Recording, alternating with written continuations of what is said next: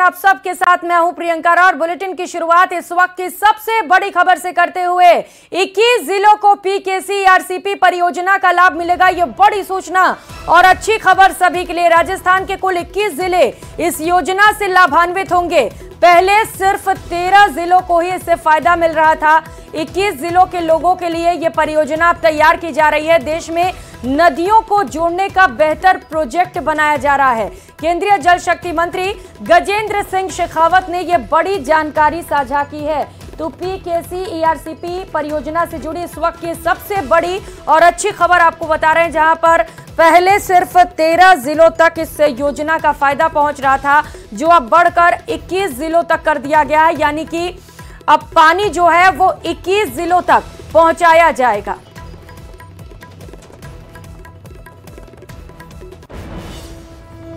तेरह जिले, जो पूर्ववर्ती 13 जिले थे, अब 21 जिले हैं। उन 21 जिलों के आने वाले 30 साल तक के पानी की डिमांड को मीट आउट करेंगे। जो प्रोजेक्ट राजस्थान सरकार ने अपने खर्चे पर बनाने की बात की थी कि हम 15,000 करोड़ रुपए में बनाएंगे, राजस्थान की परिसंपत्तियों को बेच करके बनाएंगे, उसमें मात्र 3 जिलों अजमेर, जयपुर और टोंक के पीने के पानी की व्यवस्था थी। शेष 13 में से 10 जिलों के लिए न तो एक बूंद भी पीने का पानी था, न एक बूंद भी सिंचाई का पानी था। अभी विधानसभा में खड़े होकर के नेता प्रतिपक्ष और अन्य लोग बड़े जोर जोर से कह रहे थे कि हमारे सिंचाई का पानी खत्म हो जाएगा। तुम्हारी सरकार बना रही थी, उसमें तो पीने का भी नहीं था। नेता प्रतिपक्ष जिस जिले से आते हैं उसमें एक बूंद भी पानी उस जिले के लिए और उनके उस पूरे 10 जिलों के लिए एक भी बूंद पानी नहीं था। वो कह रहे थे कि 10 साल से राजस्थान 10 साल तक रोक के क्यों बैठे थे। परियोजना की परिकल्पना ही 2017 में शुरू हुई थी। 10 साल कैसे हुए थे और उन्होंने कहां से बैकवर्ड कैलकुलेशन किया था, तो वही गिनती बता सकते हैं। इसके अलावा जो 2 लाख हेक्टेयर नई कमांड बननी चाहिए, ये कल्पना की गई थी, वो 2 लाख हेक्टेयर की नई कमांड भी इसमें बनेगी। और 80,000 हेक्टेयर का स्टेबलाइजेशन, जो लगभग 32 ऐसे छोटे बड़े बांध तालाब उनको भरने के माध्यम से होने वाला है, ये सब इसमें सुनिश्चित होगा। और कोटा से खबर है, जहां पर मुख्यमंत्री भजनलाल शर्मा दौरे पर पहुंचे। भजनलाल शर्मा ने ईआरसीपी के पहले डैम का निरीक्षण किया। यहां पिपलदा में कालीसिंध नदी पर बन रहे नोनेरा एबरा बांध का सीएम ने जायजा लिया। भजनलाल शर्मा हेलीकॉप्टर से पहुंचे, जहां पर सीएम का शिक्षा मंत्री मदन दिलावर, ऊर्जा मंत्री हीरालाल नागर और पिपलदा विधायक चेतन पटेल ने भव्य स्वागत किया। सीएम भजनलाल के साथ केंद्रीय जल शक्ति मंत्री गजेंद्र सिंह शेखावत भी मौजूद रहे। सीएम भजनलाल शर्मा और केंद्रीय जल शक्ति मंत्री ने बांध का निरीक्षण किया। इस दौरान सीएम ने नोनेरा एबरा बांध के निर्माण कार्यों के जल संसाधन विभाग के अधिकारियों से जानकारी ली और निर्माण प्रगति की रिपोर्ट भी तलब की। ये बांध प्रदेश के 13 पहले और अब बताया जा रहा है कि लगभग 21 जिलों के प्यास को बुझाएगा। 601 करोड़ की लागत से इस बांध का स्ट्रक्चर तैयार किया जा रहा है और 37,500 करोड़ रुपए की लागत से ईआरसीपी को जो पूरा प्रोजेक्ट है उसे तैयार किया जाएगा। ईआरसीपी प्रोजेक्ट के तहत हड़ौती की नदियों के सरप्लस पानी को 170 किलोमीटर दूर तक ले जाया जाना है। 227 मिलियन क्यूबिक मीटर भराव क्षमता का ईआरसीपी परियोजना के सबसे बड़े बांध का 90% काम पूरा हो चुका है।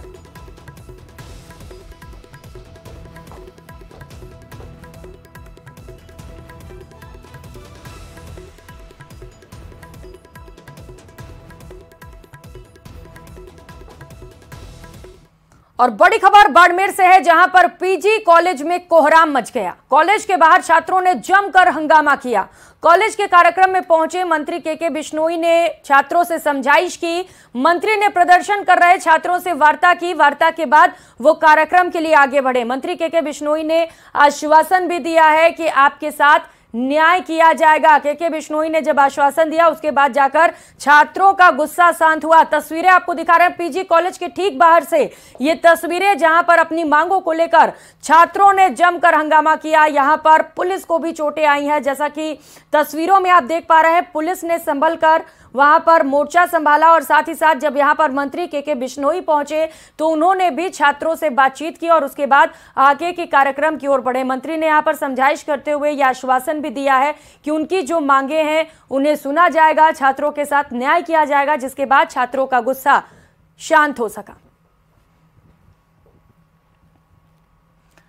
तो एनुअल डिफ का फंक्शन था, जिसमें मंत्री के बिश्नोई भी पहुंचे। 2 अलग अलग तस्वीरें आपको दिखा रहे हैं, जहां पर छात्रों का गुस्सा कुछ इस कदर दिखाई दिया, जहां पर सड़कों पर पत्थरबाजी के साथ साथ आगजनी भी की गई। पुलिस ने वहां पर मोर्चा संभाला, पुलिस वहां पर मुस्तैद रही और जब वहां पर मंत्री के बिश्नोई पहुंचे तो वहां हालातों को देखकर वो भी छात्रों को समझाने में जुट गए। उन्होंने छात्रों से समझाइश की, उन्हें समझाया कि जो भी उनकी मांगे हैं उन्हें सुना जाएगा और उनके साथ न्याय भी किया जाएगा। तो दो अलग अलग तस्वीरों के माध्यम से आप समझ सकते हैं कि आज किस तरीके से प्रदर्शन दिखाई दिया बाड़मेर में, जहां पर कॉलेज के बाहर छात्रों ने जमकर बवाल काटा, जमकर पत्थरबाजी भी की गई और वहां पर आगजनी भी की गई।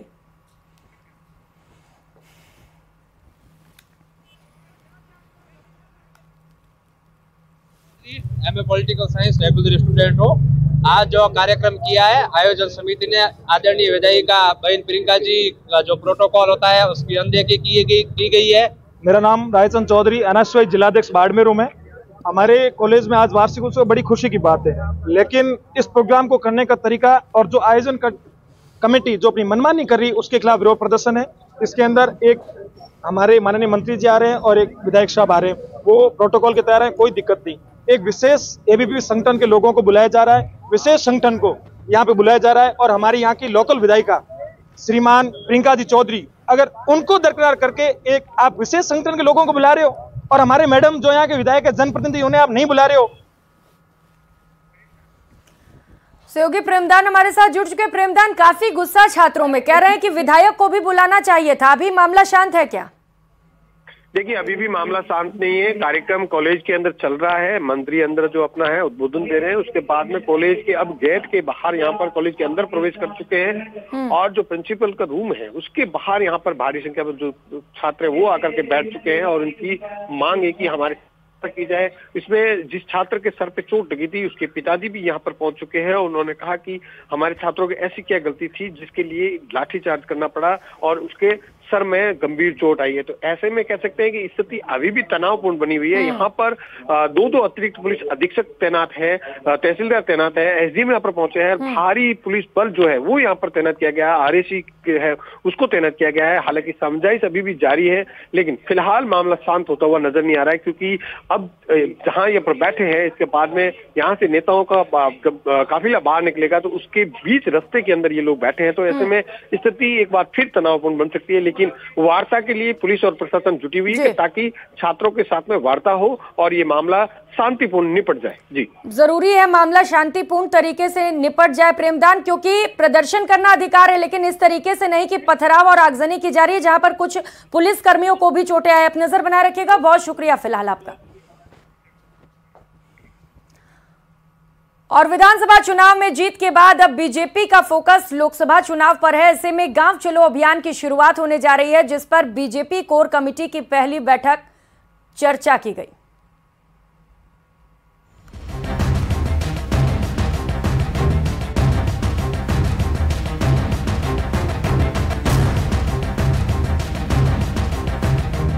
कोर कमेटी की बैठक में मिशन 25 की तैयारी,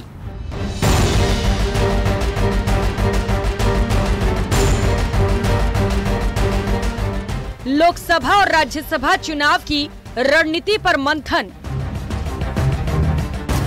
ये गांव चलो अभियान अभी 3 दिवसीय अभियान है, उसमें हम सभी लोग गांव में रहेंगे। हैट्रिक बनाने की तैयारी में बीजेपी। के विस्तार और कार्यक्रमों के बारे में चर्चा हो। क्या जयपुर में कोर कमेटी की बैठक में चर्चा की गई कि कैसे बीजेपी मिशन 25 को फतेह करेगी। जीत की तैयारी को लेकर कई रणनीति बनाई गई, जिसमें संगठन को मजबूत करने, नए मतदाताओं को पार्टी के करीब लाने पर चर्चा हुई, जिसके तहत अब बीजेपी शहरी मतदाताओं के साथ साथ ग्रामीण मतदाताओं पर भी पकड़ मजबूत करेगी और इसके लिए गांव चलो अभियान की शुरुआत होने जा रही है। कार्यकर्ता हमारे हमेशा जनता के बीच रहते हैं, नेता भी जनता के बीच रहते हैं, तो उसको देखते हुए ही ये जो अभियान है, ये गांव चलो अभियान अभी 3 दिवसीय अभियान है, उसमें हम सभी लोग गांव में रहेंगे, कम से कम 24 घंटे गांव में रहेंगे और हर व्यक्ति चाहे मुख्यमंत्री से लेकर नीचे तक सब लोग। कुछ सामान्य बैठक है, सरकार बनने के बाद पहली कोर कमेटी की बैठक हुई है और भारतीय जनता पार्टी के जो अभियान चल रहे हैं बस उसी के बारे में बात हुई। लोकसभा चुनाव में हम पूरी शिद्दत के साथ, मेहनत के साथ जा रहे हैं और 25 की 25 सीटें हम जीत कर आएंगे। जनता से जुड़े हुए बहुत सारे अभियान है, मोदी सरकार की नीतियां हैं, विकसित राष्ट्र का संकल्प है, उन सभी बातों के साथ हम जनता के बीच में जा रहे हैं। गांव चलो अभियान में बीजेपी ने पूरी ताकत झोंक दी है। गांव चलो अभियान 9 से 11 फरवरी तक चलेगा। अभियान में केंद्रीय मंत्री, सांसद, मुख्यमंत्री और उनके मंत्रिमंडल के सदस्यों, पार्टी के वरिष्ठ कार्यकर्ता गांव में जाकर 24 घंटे बिताएंगे और लोगों से फीडबैक लेंगे। रात में चौपालों का आयोजन होगा। केंद्र की योजनाओं के बारे में जनता को बताया जाएगा। इतना ही नहीं, जो लोग योजनाओं का लाभ नहीं उठा सके, उन्हें योजनाओं का फायदा दिलवाने पर जोर रहेगा। इसके अलावा मतदाता लिस्ट से जिन लोगों के नाम कट गए हैं, उन्हें वापस जुड़वाया जाएगा। महिलाओं और युवाओं को पार्टी से जोड़ने के लिए कार्यक्रम करवाए जाएंगे। गांव चलो अभियान, नौ मतदाता और नए हाथ दृष्टि से नए लोगों को जोड़ना पार्टी, और सब जो क्लस्टर दिए हैं उन क्लस्टरों में काम करना। प्रदेश की लोकसभा की सभी 25 सीटें जीतने के लिए पार्टी ने जान लगा दी है। लोकसभा सीटों को क्लस्टर में बांटकर तैयारी तेज कर दी गई है। बीजेपी ने पार्टी के दिग्गज नेता सतीश पूनिया, राजेंद्र राठौड़, अरुण चतुर्वेदी, प्रभुलाल सैनी, नारायण पंचारिया और राजेंद्र गहलोत जैसे नेताओं को लोकसभा सीटों का जिम्मा दिया है।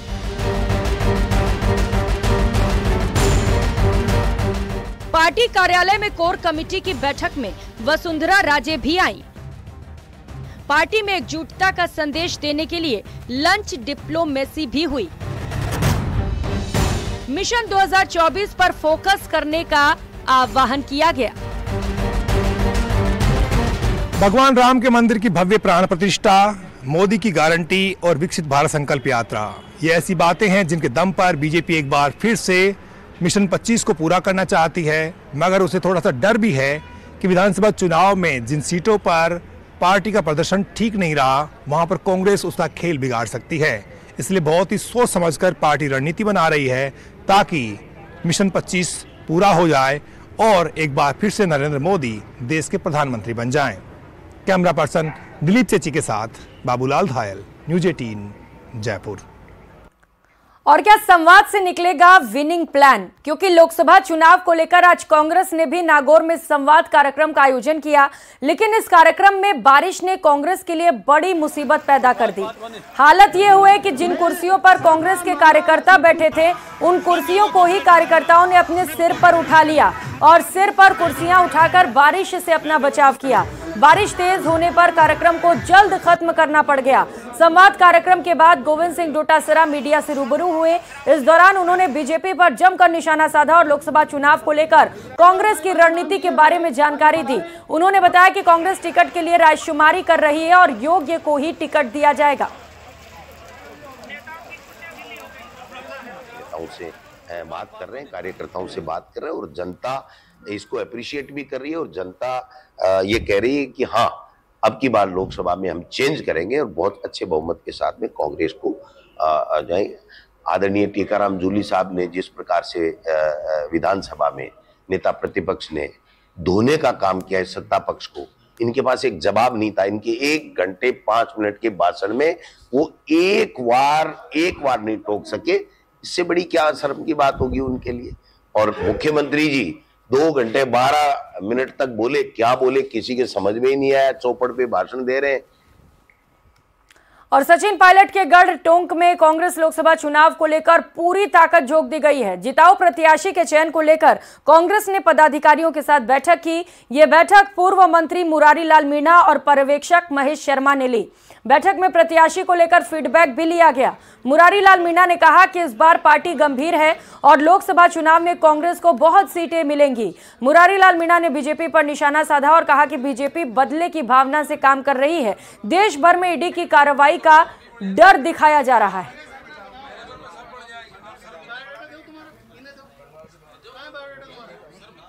कांग्रेस कमेटी की तरफ से हम महेश जी कोऑर्डिनेटर रूप में, मैं पीसी मेंबर के रूप में, हमारे एनएसयूआई के अध्यक्ष हैं, प्रशांत यहाँ के प्रभारी हैं, सब लोगों को यहाँ पे टोंक में भेजा है।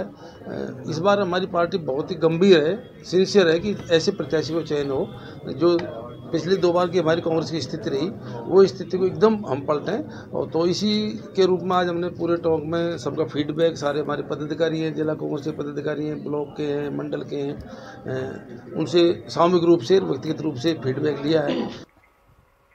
उधर बीजेपी के प्रदेश प्रभारी अरुण सिंह का दावा है कि पीएम मोदी की गारंटी के दम पर भारत तेजी के साथ विकास के पथ पर आगे बढ़ रहा है।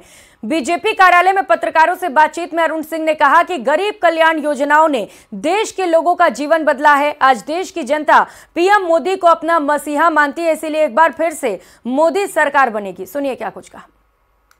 और उसके साथ साथ जो गरीब कल्याण की योजनाएं हैं, आज गरीब है, किसान है, प्रधानमंत्री मोदी जी को अपने मसीहा के रूप में देखता है। वो देखता है कि हमको अनाज कौन दे रहा है, हमारे घर में नल से जल ले जाने की सुविधा कौन दे रहा है, टॉयलेट कौन बनवाया, प्रधानमंत्री आवास योजना के अंदर मकान कौन बनवा रहा है, बनवाया और बनवा रहा है। ऐसे अनेकों योजनाएं जो गरीब हितैषी है वो क्रियान्वित हो रही है। इससे गरीब अपना मसीहा देखता है माननीय प्रधानमंत्री मोदी जी को, और किसान भी जो किसानों के लिए काम कर रहे हैं। खबरों में आगे बढ़ेंगे। कृषि और उद्यानिकी मंत्री डॉक्टर किरोड़ी लाल मीणा के कृषि और उद्यानिकी विभाग के अधिकारियों के साथ बैठक हुई। विभागीय अधिकारियों के साथ ही बैठक में बड़ी संख्या में किसान संगठनों के प्रतिनिधि भी शामिल हुए। बैठक में किसानों की समस्याओं पर चर्चा की गई। और कई बार बीज में भी किसान के साथ धोखा हो जाता है, नकली बीज दे देते हैं। प्राइवेट कंपनियों में विशेषकर ये शिकायत मिलती है। तो उस दृष्टि से समय पे बीज मिले, उच्च क्वालिटी का मिले और किसी प्रकार का धोखा किसानों के साथ नहीं हो। एक दूसरा, हम फसल बीमा योजना पर डिस्कस कर रहे हैं कि फसल जो बीमा प्रधानमंत्री जो 2016 में चलाई गई थी, प्रधानमंत्री फसल बीमा योजना, उसका प्रॉपर एग्जीक्यूशन कैसे हो, ऐसे फसल बीमा से संबंधित अधिकारी यहाँ पर हैं। और एग्रीकल्चर की जिनकी जितनी भी स्कीम है भारत सरकार की और केंद्र की, उनको धरातल पर हम कैसे पूरी तरह से लागू कर सकें। इसमें ये भी है कि सारी योजनाओं की जानकारी किसानों को नहीं है, इसलिए हम एक ऐसा कैंप करने जा रहे हैं गांव में कृषि विभाग आपके द्वार, ताकि किसानों को केंद्र और राज्य की हर योजना की जानकारी मिले, कितनी कितनी सब्सिडी है, कितनी सीमा पर है। और उस दृष्टि से आज हमने यहाँ कृषि और हॉर्टिकल्चर का हमने डिस्कशन रखा, प्रेजेंटेशन है। तो वहीं रविवार को बीजेपी सांसद जसकौर मीणा ने दौसा में पीसी की और 5 साल का लेखा जोखा रखा। इस दौरान उन्होंने पिछले 5 वर्षों में कराए गए विकास कार्यों को प्रदर्शित करने वाली भाजपा जसकृति नामक 2203 पेज की पुस्तिका का विमोचन किया। इस पुस्तिका में दौसा लोकसभा क्षेत्र में कराए गए कार्यों को लिखा गया है, इसका लेखा जोखा पेश किया गया है। इस दौरान सांसद जसकौर मीणा ने कहा कि दौसा की सबसे बड़ी समस्या पानी की थी, लेकिन इसरदा परियोजना को कांग्रेस के 3 मंत्री होने के बावजूद भी पूरा नहीं किया गया और इस परियोजना में भ्रष्टाचार हुआ। लेकिन अब डबल इंजन की सरकार के बाद पीकेसी ईआरसीपी को लेकर समझौता हो चुका है और अब दौसा जिले के प्रत्येक गांव को पानी मिलेगा। 5 साल में सबसे बड़ा मुद्दा ईआरसीपी, और दूसरा यदि मैं ये कहना चाहूँ आपको कि 5 साल में गिनाऊं कितने काम, तो मैंने बहुत किए हैं और इतने काम किए जो काम इस पुस्तिका के माध्यम से यदि गिनाना चाहूँ तो 4500 काम मैंने पूरे किए हैं। उसमें सांसद कोष का, जो हमें कोरोना की वजह से जो दिक्कतें आई थी, सांसद कोष का लगभग 15 करोड़ रुपए मुझे मिला था और 2 करोड़ रुपए मेरे से पूर्व सांसद 15वीं लोकसभा और 16वीं लोकसभा के छोड़कर गए। वो राशि भी मैंने अपने कार्यकाल में ही उसका उपयोग किया। रुक करेंगे अगली खबर का। केंद्रीय मंत्री कैलाश चौधरी ने लालकृष्ण आडवाणी को भारत रत्न दिए जाने के फैसले का स्वागत किया।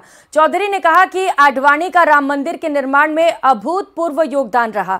उन्होंने रथ यात्रा निकाली। बीजेपी जिस जगह खड़ी है उसमें उनका योगदान भी खासा महत्वपूर्ण रहा है। हमारे लिए गौरवशाली पल है। सुनिए क्या कुछ कहा। ऐसा है कि भारतीय जनता पार्टी के अंदर वर्षों तक आदरणीय आडवाणी जी ने देश के अंदर काम किया और उन परिस्थितियों के अंदर काम किया और उनकी प्राथमिकता में हमेशा राष्ट्रवाद रहा और उन्होंने संघ के प्रचारक के रूप में काम प्रारंभ किया और पाकिस्तान से आकर जिस तरह से देश के अंदर काम किया और लोगों के दिलों में भी राज करने का जो काम किया। और निश्चित रूप से आपने देखा होगा कि इसी वजह से आज जो राम मंदिर अयोध्या में बना है, प्रधानमंत्री आदरणीय नरेंद्र मोदी जी ने जिनका भूमि पूजन किया, तो आपने देखा होगा कि उस समय यात्रा प्रारंभ की थी, तो उस समय आडवाणी जी भी और आदरणीय प्रधानमंत्री जी भी उनके साथ जिस तरह से उन्होंने यात्रा को प्रारंभ किया था और आज उनका योगदान था इतना देश के अंदर, तो निश्चित रूप से जो अभी भारत रत्न दिया गया, देश का सर्वोच्च जो सम्मान होना चाहिए, तो मैं उनको बहुत बहुत बधाई देता हूँ। रुक करेंगे इस बीच मिल रही एक और बड़ी खबर का। जयपुर से बड़ी खबर है, शहीद स्मारक पर पोस्टिंग से वंचित अभ्यर्थी धरना प्रदर्शन कर रहे हैं। तृतीय श्रेणी शिक्षक भर्ती की अधूरी पोस्टिंग पूरी करने की मांग की जा रही है। तेज बारिश और सर्दी के बीच भी लगातार ये अभ्यर्थी धरना प्रदर्शन कर रहे हैं। पिछले 7 दिनों से लगातार ये धरना प्रदर्शन जारी है। बेरोजगार एकीकृत महासंघ के अशोक चौधरी ने उनसे मुलाकात भी की। धरने पर बैठे अभ्यर्थियों से बातचीत की गई। कोर्ट स्टे के कारण कुछ भर्तियां अटकी हुई हैं, कुछ पोस्टिंग अटके हुए हैं। इन्हीं को लेकर अभ्यर्थियों की ओर से जोरदार प्रदर्शन दिखाई दे रहा है। पिछले 7 दिनों से लगातार ये अभ्यर्थी ऐसे ही धरना दे रहे हैं। तेज बारिश और ठंड भी इनके हौसलों को डगमगा नहीं पा रही है। तस्वीरें आप धरना प्रदर्शन के स्थल से इस वक्त देख पा रहे हैं, जहां पर बड़ी संख्या में अभ्यर्थी प्रदर्शन कर रहे हैं।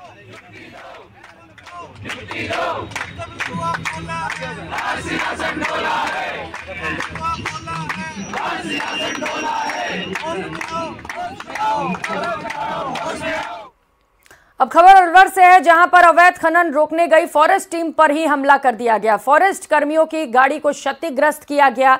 एक फॉरेस्ट कर्मचारी को चोट भी आई है। राजगढ़ वनखंड के उकेरी बुढ़ा गांव की ये कार्रवाई, जिसकी तस्वीरें आप देख पा रहे हैं, जहां पर कार्रवाई के लिए जब टीम पहुंची तो टीम पर ही हमला कर दिया गया।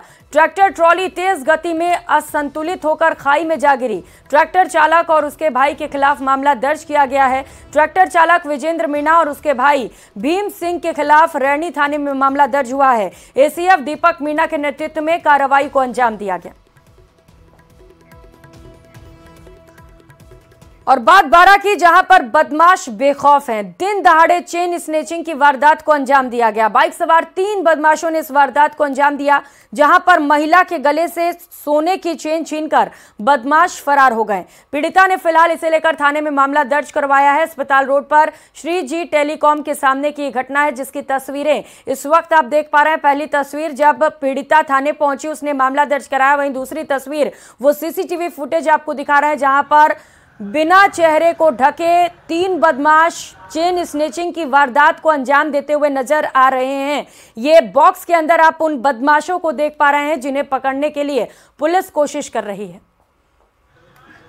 नर्मदा साइकिल से हॉस्पिटल रोड की तरफ जा रहे थे, अचानक 3 जने बाइक पर आए, तो सबसे पीछे वाले ने चेन खींची है। कितनी देर पहले घटना है? ये 3:20 की बात है। किस जगह की बात है ये हॉस्पिटल रोड पे जो कंकाली माता मंदिर है ना, उसके सामने की बात है। और अब बात नो एंट्री पर हुए जोरदार हंगामे की करेंगे। दरअसल कोटा में एग्रीकल्चर सुपरवाइजर भर्ती परीक्षा में देरी से पहुंचने वाले अभ्यर्थियों को एंट्री नहीं दी गई, जिसके बाद हंगामा हुआ और छात्र छात्राएं रोते बिलखते दिखाई दिए। कई परीक्षार्थी पुलिस कर्मियों से उलझ गए और बहस करते भी नजर आए। जिले के 48 केंद्रों पर परीक्षा का आयोजन किया गया, जिसमें 15,000 परीक्षार्थियों का नामांकन किया गया। आपकी भी नहीं हुई? तो तस्वीर आप देख पा रहे हैं, ये वो परीक्षार्थी हैं जो आए तो यहाँ पर परीक्षा देने थे, लेकिन देरी होने की वजह से इन्हें एंट्री नहीं दी गई, जहां पर वो रिक्वेस्ट भी करते रहे। और इसके बावजूद जब उन्हें एंट्री नहीं मिली, क्योंकि गाइडलाइंस काफ़ी सख्त हैं, तो वहां पर कुछ परीक्षार्थी रोते बिलखते भी नजर आए। पहुंचे पर तो 10 बजे ना सर, 9:30, अब बहुत ज़्यादा है, थोड़ा सा तो ऊपर नीचे 10 बजे के पहले तो आ गए हम, आधा घंटा ज़्यादा है। जो निर्देश होता है उसमें लिखा रहता है 9 बजे, तो सर बहुत सी जगह से दूर हो जाते हैं, हो जाता है, ट्रैफिक भी रहता है। मैं अभी 9 बजे आया हूँ, 9:14 पर। फिर क्या रहा? फिर पुलिस वाले मना कर रहे हैं, अंदर नहीं ले रहे, बग जाए यहाँ से। कहाँ से आए हो? झालावाड़। कहाँ की परीक्षा है? सुपरवाइजर की, एग्रीकल्चर। 9 बजे पहुँच गए थे सेंटर पे। फिर क्या रहा? जाने ही नहीं दिया सेंटर पे अंदर। कहाँ का एग्जाम था? एग्रीकल्चर सुपरवाइजर का। तो राजस्थान एग्रीकल्चर सुपरवाइजर परीक्षा के दौरान एंट्री को लेकर छात्रों ने गेट के बाहर हंगामा भी किया। प्रशासन ने चंद मिनट देरी से ही पहुंचने वाले छात्रों को एंट्री नहीं दी। छात्र छात्राएं रोते गिड़गिड़ाते भी रहे, मगर उन्हें परीक्षा में बैठने नहीं दिया गया। पुलिस का दावा है कि शांति बनाए रखने के लिए कुछ छात्रों को हिरासत में भी लिया गया। वहीं छात्र छात्राओं ने प्रशासनिक अधिकारियों पर संवेदनहीनता का आरोप लगा दिया। बता दें कि दोपहर 12 बजे एग्रीकल्चर सुपरवाइजर की परीक्षा खत्म होनी है।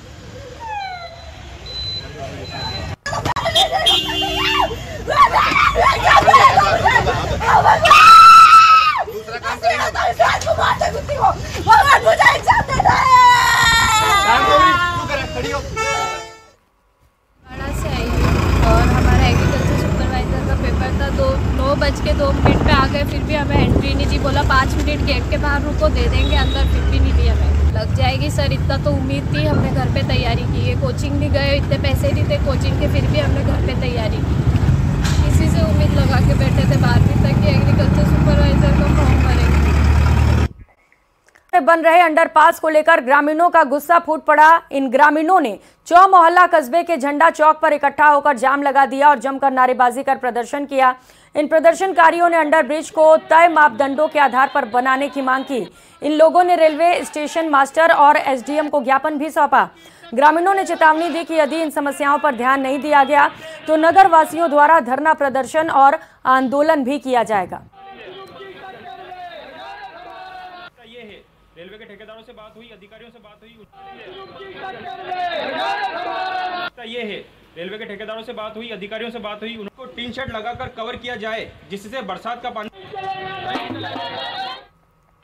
कर रही है कि जो पूर्व में जब सब प्रस्तावित किया गया, पंचायत की राय ली गई, जनगणमान्य नागरिकों ने इसमें जो प्रस्ताव पास किया गया है तो उस हिसाब से बनाया जाए। किसी निजी हितों के लिए, एक व्यक्ति के फायदे के लिए 99% लोगों को दुखी नहीं किया जाए। 75 मीटर से मशीन चालू करवाई जाए। जो बोलता तो घर जाके बैठ, तेरे पास आदेश है क्या? वो काम में बोलने वाला। यहाँ लोकल दादा लोग जाके उनसे दादागिरी करे, प्रशासन का धमकी दे रहे हैं कि हम ये कर देंगे, तुम्हारे ब्लैक लिस्ट करवा देंगे, हम ठेकेदारी तुम्हारा नुकसान कर देंगे।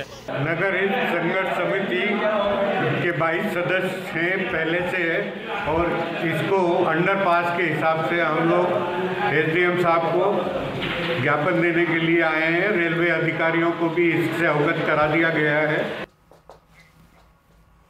और अब बात जंग जारी है की, क्योंकि जयपुर में राष्ट्रीय कुश्ती चैंपियनशिप में दिग्गज पहलवान विनेश फोगाट ने एक बार फिर से मैट पर वापसी की।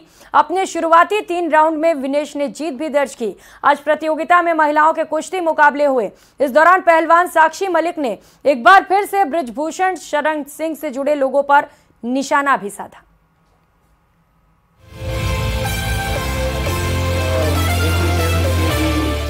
जयपुर के गणपति नगर स्टेडियम में चल रही सीनियर राष्ट्रीय कुश्ती चैंपियनशिप में देश के अलग अलग राज्यों की 28 टीमों के 1000 से ज्यादा पुरुष और महिला खिलाड़ी हिस्सा ले रहे हैं, जिनमें दिग्गज पहलवान विनेश फोगाट भी हिस्सा ले रही हैं। रेलवे ने प्रतियोगिता के आयोजन का जिम्मा लिया, जिसमें रेलवे की कई टीमें हिस्सा ले रही हैं। रेलवे ने ये चैंपियनशिप जो है north western railway sports association को जो है वो इंस्ट्रक्ट किया कि आप ये करवाएं, और उन्होंने बहुत ही बढ़िया अरेंजमेंट्स किया है। वो सब आप लोगों ने देखा भी होगा कि बहुत ही शानदार चैंपियनशिप चल रही है। सब बच्चों के लिए बहुत अच्छी फैसिलिटीज़ की गई है, उनके रहने के लिए, उनके खाने के लिए, और मुझे नहीं लगता कि किसी तरह की कोई कमी है। तो बहुत ही शानदार चैंपियनशिप हो रही है। लंबे अरसे के बाद मैट पर उतरी विनेश फोगाट ने शुरुआती 3 राउंड में हरियाणा की तमन्ना, पुडुचेरी की आशा और दिल्ली की ममता को शिकस्त दी, जबकि फाइनल में ज्योति को हराकर गोल्ड मेडल अपने नाम किया। अपने मुकाबलों के दौरान विनेश ने मीडिया से दूरी बनाई, लेकिन ओलंपिक मेडलिस्ट साक्षी मलिक ने कहा कि वे खेल से संन्यास ले चुकी हैं और यहां खिलाड़ियों को प्रोत्साहित करने आई हैं। संन्यास सिर्फ मैंने लिया है और विनेश जो है नेशनल खेल रही है, वो यहाँ लड़ाई लड़ रही है और मैं उसको बधाई देना चाहती हूँ कि उसने इतनी अच्छी लड़ाई और इतनी लंबी लड़ाई के बाद भी अपना भागीदारी पार्टिसिपेट किया है और मुझे पूरी उम्मीद है, पूरा भरोसा है कि वो गोल्ड जीतेगी। विनेश ने कई बड़ी प्रतियोगिताओं में देश का नाम रोशन किया है। उन्होंने राष्ट्रमंडल खेलों के अलावा एशियाई खेल, विश्व चैंपियनशिप और एशियाई चैंपियनशिप में भारतीय ध्वज को ऊंचा किया। लेकिन जब पहलवान दिल्ली के जंतर मंतर पर धरने पर बैठे तो पूरा देश हिल गया। महिला खिलाड़ियों ने बृजभूषण पर यौन उत्पीड़न का आरोप लगाया था। मामला बढ़ा तो बृजभूषण को अपनी कुर्सी गंवानी पड़ी। महेश दादीज, न्यूज़ 18 जयपुर।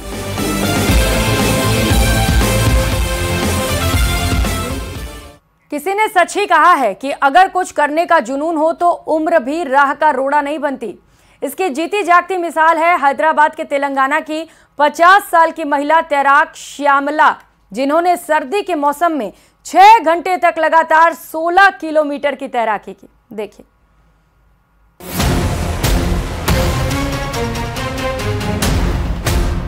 कड़ाके की ठंड में जब बिस्तर से निकलना भी किसी जंग से कम नहीं होता, ऐसे मौसम में 6 घंटे तक लगातार तैराकी करना आसान काम नहीं है। लेकिन 50 साल की तैराक श्यामला ने वो कर दिखाया। राजसमंद झील के नौचौकी पर श्यामला गोली ने झील के 15 डिग्री से भी कम तापमान में लगातार 6 घंटे तक करीब 16 किलोमीटर की तैराकी की। इंग्लिश चैनल पार करने का जुनून पालने वाली श्यामला ने राजसमंद झील में तैराकी कर खुद की तैयारी को परखा।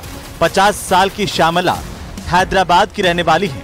संघर्षपूर्ण जीवन का सपना कर चुकी श्यामला भी तैराकी में कई कीर्तिमान स्थापित कर चुकी हैं। 50 मिनट में हमने स्विमिंग करना चालू किया था। 6 घंटे की कंटिन्यूस स्विमिंग करनी थी, जो इंग्लिश वे की एक असेसमेंट है, और 15 डिग्री से कम टेम्परेचर होना चाहिए। मॉर्निंग में आके हमने टेम्परेचर भी देखा था, 15 डिग्री से कम टेम्परेचर था, और इसी के साथ हमने स्विमिंग खत्म करी है। अभी ऑलमोस्ट 6 घंटे और 24 मिनट समथिंग हो गए थे कम्प्लीट, और 15 किलोमीटर से ऊपर आपका मैम ने स्विमिंग कर लिया। कई एनिमेशन श्रृंखलाओं और फिल्मों के लिए काम करने वाली श्यामला आर्थिक संघर्ष भी झेल चुकी हैं, जिसके चलते उन्हें अपना स्टूडियो भी बंद करना पड़ा। डिप्रेशन का सामना भी करना पड़ा, लेकिन उस स्थिति से निकलने के लिए उन्होंने तैराकी सीखी और कई प्रतियोगिताओं में हिस्सा लिया और स्वर्ण पदक जीते। अब उनका इरादा अंग्रेजी चैनल को पार करना है, जिसके लिए वे लगातार जी जान से जुटी हैं। राजसमंद से अल्केश सनाडे की रिपोर्ट, न्यूज़ 18 राजस्थान।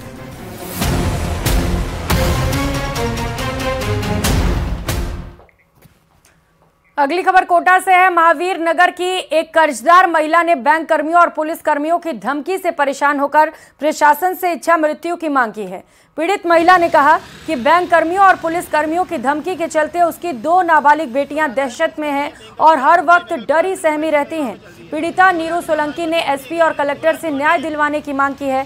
पीड़िता नीरू सोलंकी ने बताया कि उसने बैंक से 20 लाख का लोन लिया था। कोरोना काल के दौरान कुछ किस्तें समय पर जमा कराने में नाकाम रही थी। इसी मामले में दोनों पक्षों से कलेक्टर को शिकायत भी दी गई थी। जिला कलेक्टर ने सुनवाई के लिए बुलाया था, लेकिन बैंक वालों ने पहले ही उनके घर पर पहुंचकर बच्चों को डरा धमकाकर बाहर निकाला और घर का ताला लगा दिया। इस मामले में महावीर नगर थाना पुलिस ने आरोपों को निराधार बताया है।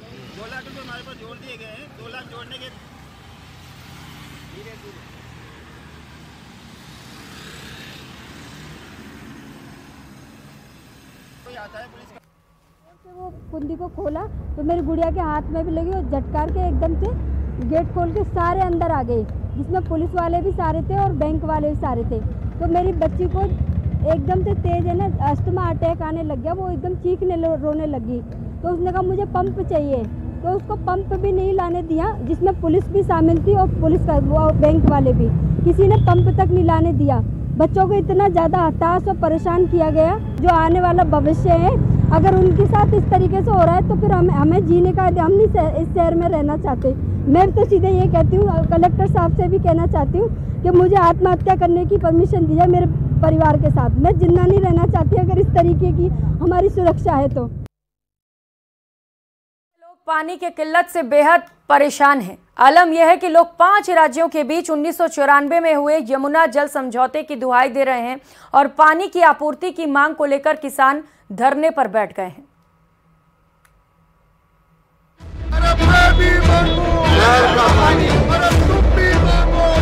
पानी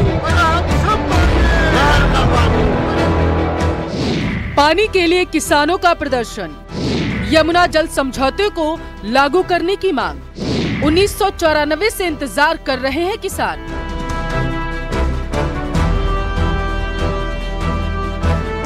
उन्नीस से शुरू हुआ पानी का इंतजार साल 2024 के आने तक भी खत्म नहीं हुआ। ऐसे में किसानों के पास प्रदर्शन करने के अलावा कोई चारा ही नहीं बचा। यमुना जल समझौते को लागू करने के मकसद से यमुना जल महासंघर्ष समिति के बैनर तले कई गांवों के किसान प्रदर्शन कर रहे हैं, जिनका साफ कहना है कि इनकी अगर जल समझौता लागू नहीं किया गया तो ये लोग 5 फरवरी को ग्राम पंचायत मुख्यालयों पर धरना देंगे। पंचायत की बैठक में यमुना का पानी लाने के लिए प्रस्ताव लाया जाएगा और इसके बाद 12 फरवरी को यमुना जल संघर्ष महासमिति कलेक्ट्रेट पर प्रदर्शन करेगी और किसान सभा की भी आयोजन किया जाएगा। जो खेतों के अंदर बड़ी बड़ी बिल्डिंगें बना रखी थी किसानों ने, वो भी खाली हो चुकी है और यानी पानी खत्म होने की वजह से, खेती कमजोर होने की वजह से जो हमारा व्यापार है वो कमजोर हो गया है।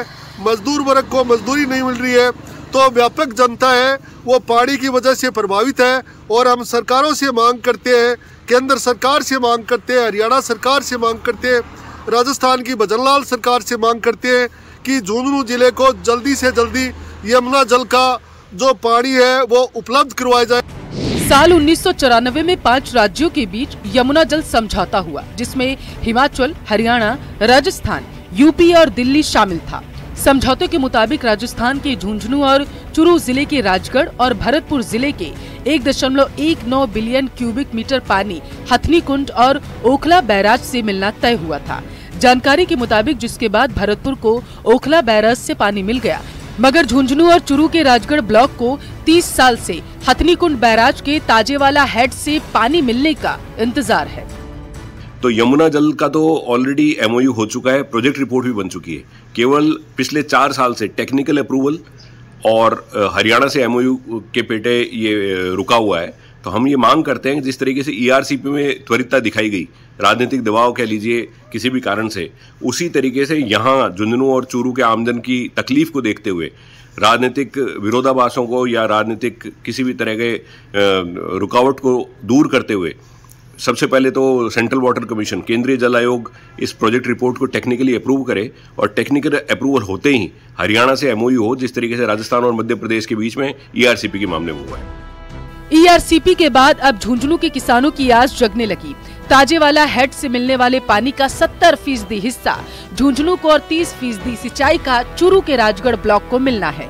किसानों का मानना है कि केंद्र, हरियाणा और राजस्थान में बीजेपी की सरकार होने से अब उनके 30 साल का इंतजार पूरा होगा और झुंझुनू की भी प्यास बुझेगी।